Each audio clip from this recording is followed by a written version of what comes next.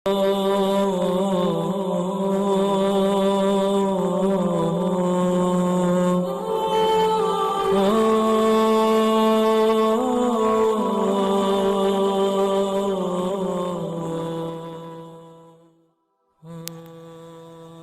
باللہ من الشیطان الرجیم بسم اللہ الرحمن الرحیم۔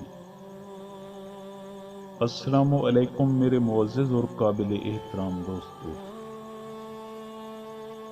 دوستو، ہرات کا نواب بڑی خوبیوں کا مالک تھا۔ اس کی خوش اخلاقی اور فیاضی کی وجہ سے عوام و ناس، مسافر، تاجر، الغرض تمام لوگ خوش تھے، اور یہ بادشاہ وقت کا وفادار ساتھی تھا۔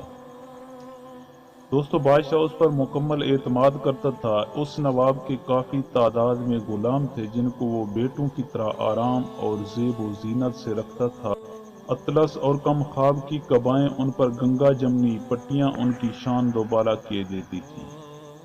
ان شاندار زیب و زینت سے آراستہ غلاموں کی ٹولیاں بازار میں گشت کر رہی تھیں کہ ایک غریب مفلس کلاش شخص جو بھوکا اور ننگا تھا ان کو دیکھ کر لوگوں سے پوچھنے لگا کہ یہ رئیس زادے کون ہیں۔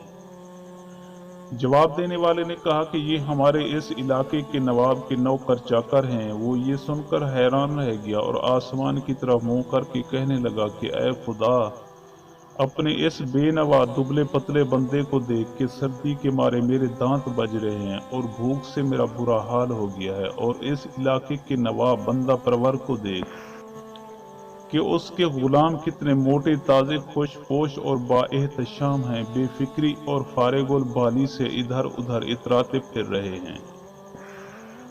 دوستو، یہ غریب بالکل محتاج، برہنر اور بے نوا تھا، اور جاڑے کی سرد ہواؤں سے ٹھٹھر رہا تھا۔ اس لیے بے خودی کے عالم میں شاید اس کو اللہ تعالیٰ کی ہزارہا بخششوں پر اعتماد تھا۔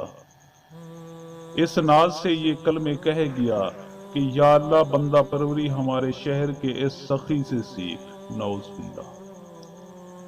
دوستو، تقدیر الہی سے نواب رئیس کے عروج کا ستارہ زوال پذیر ہو گیا۔ بادشاہ نے بعض وجوہات کی بنا پر اس کو قید کروا دیا، اس کے اموال و املاک کو ضبط کر لیا اور اس کے وفادار ساتھیوں کو شکنجے میں پھنسا کر نواب رئیس کے دفینوں کے متعلق پوچھنے لگا۔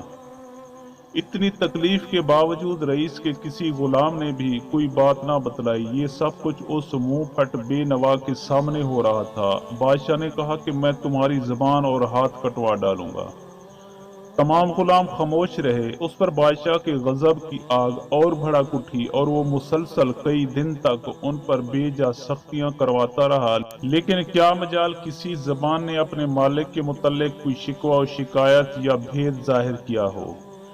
یہ دردناک منظر دیکھ کر وہ بے نوا شخص بے ہوش ہو گیا۔ عالم بے ہوشی میں اس نے یہ آواز سنی کہ خالق و مالک سے بد زبانی کرنے والے اور اللہ تعالیٰ کو بندہ پروری کا سبق دینے والے ان غلاموں کی وفاداری دیکھ ذرا بندہ بننے کا سبق بھی ان غلاموں سے سیکھ۔